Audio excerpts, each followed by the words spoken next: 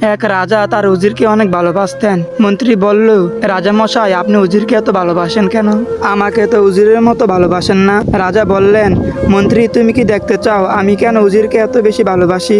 মন্ত্রী বলল, যত আজ্ঞা মহারাজ, আপনি যদি দেখান আমি কেন দেখব না। মন্ত্রীর এই কথা শুনেই রাজা মশাই উজিরের কাছে ডাকলেন এবং পকেট থেকে 6টি টাকা বের করে সমান ভাগে ভাগ করে উজিরের হাতে দিলেন 3 টাকা এবং মন্ত্রীর হাতে দিলেন 3 টাকা, আর বললেন, তোমরা দুজন ওই বাজার থেকে 1 টাকার এখন এবং 1 টাকার তখন আর 1 টাকার এখনো না তখনও না কিনে নিয়ে আসবে। রাজার এই কথা শুনে মন্ত্রী আকাশ থেকে পড়লো আর বলল, সর্বনাশ, এই ধরনের আজগুবি কথা তো আমি জীবনও শুনি নাই, কিন্তু রাজার আদেশ পালন তো করতে হবে, কি আর করার। মন্ত্রী বাজারে গেল এবং দোকানদারকে বলল, ভাই, আমাকে 1 টাকা এখন, আর 1 টাকা তখন আর 1 টাকা এখনো না তখনও না দাও তো।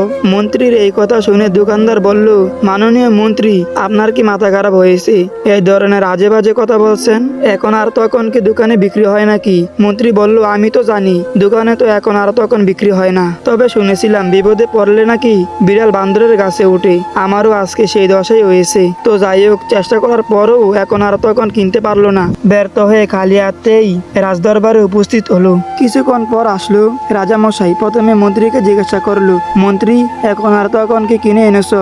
মন্ত্রী বলল, জি জাহাপনা, আমাকে ক্ষমা করবেন, আমি অনেক খোঁজাখুঁজি পরেও এখন আর তখন পাইনি। রাজা মশাই এবার উজিরকে জিজ্ঞাসা করলো, উজির, তুমি কি এখন আর তখন কিনেছো? উজির বলল, জি রাজা মশাই, আমি কিনেছি। রাজা বলল, কিভাবে কিনেছো একটু বলো তো। উজির বলল, রাজা মশাই, আমি বাজারে গিয়ে দেখি দোকানদার গরম গরম জিলাপি ভাজছে, সেখান থেকে আমি 1 টাকা দিয়ে একটা জিলাপি কিনে খেয়েছি।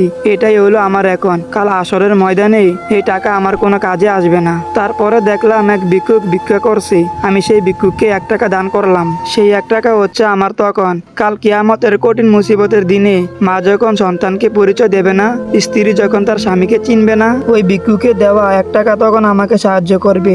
এরপর বাজারের মধ্যে দেখতে পেলাম এক গায়ক গান গাচ্ছে, তার গান শুনে তাকে দিলাম 1 টাকা। সেটাই হলো আমার এখনো না তখনও না। এই 1 টাকা দুনিয়াতেও আমার কোনো উপকার করবে না, আর কাল কিয়ামতের দিনেও আমার কোনো কাজে আসবে না। তো যাই হোক, কি আর বলবো, দুনিয়ার গরমের জ্বালা আর বাসি না।